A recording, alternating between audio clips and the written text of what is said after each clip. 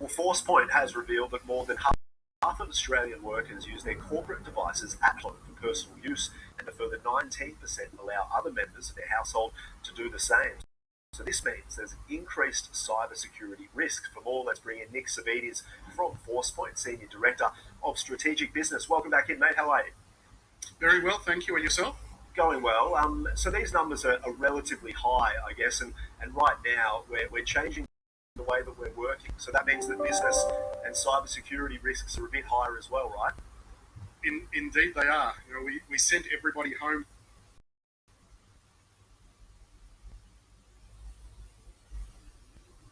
last year, and I don't see mass coming back into the office for the bulk of employees changing or happening at any point in the near future. And our cybersecurity risk profile has significantly changed with people working at home for such long periods of time, sharing equipment, and with their family, with their friends when they can see their friends, uh, and the other thing of using these shadow IT tools to get around a lot of the productivity problems that they're having with their own tools that are provided to them by their employees, by their employers.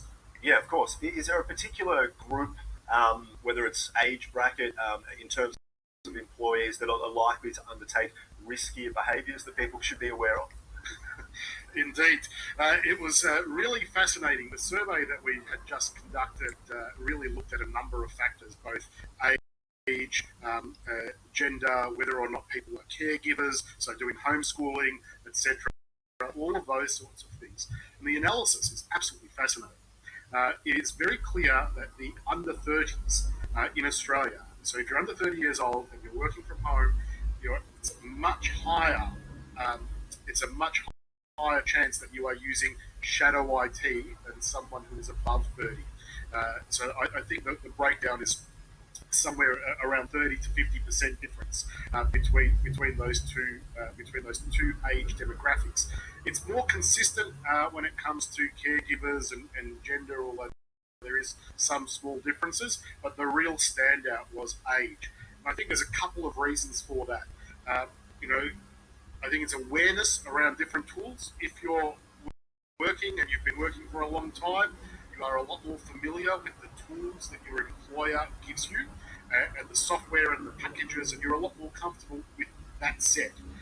If you're younger, you tend to have been exposed to more tools, you've got your own things that you're doing, you're not so rigid in the tools that you use from work, so you'll often want to use the things that you're familiar with. So you go and use those tools. So it was really interesting to see that there was a very big difference based on age, on the adoption of these unauthorized applications within enterprises here in Australia. So how can employers mitigate some of these risks that we're taking? Yeah, well, I think it's important to acknowledge that people aren't intentionally trying to circumvent cybersecurity. And that was one of the other really things that came out of the survey is that everybody has a high level of awareness of cybersecurity risks, but when they are breaching the rules, they think that it's okay. And that comes back to some human psychology factors and the way that we perceive risk and the things that we do. This has to be accommodated for by the employer because the reality is we can't have a zero tolerance approach for people using these sorts of tools. We can't assume that everything that they do is malicious or they're doing it intentionally. They just want to get their job done. They want to use these other tools, use these riskier processes because it helps them do their job better. So I think businesses here in Australia need to recognise that, to making it easier for their employees to use new and more modern tools and to give them some choice and some flexibility so that they can get some control over it without being too onerous. I think it's really important to have that sort of cybersecurity mindset now within Australian business. So, you know, let people do what they need to get their job done, but give them the ability to have some choice and apply cybersecurity on top of that. Rather than trying to stop it, it's easier to try and apply some protective controls over the top. Nicely done, Nick. Great to chat as always. I'm sure we'll talk again really soon. Have a good day.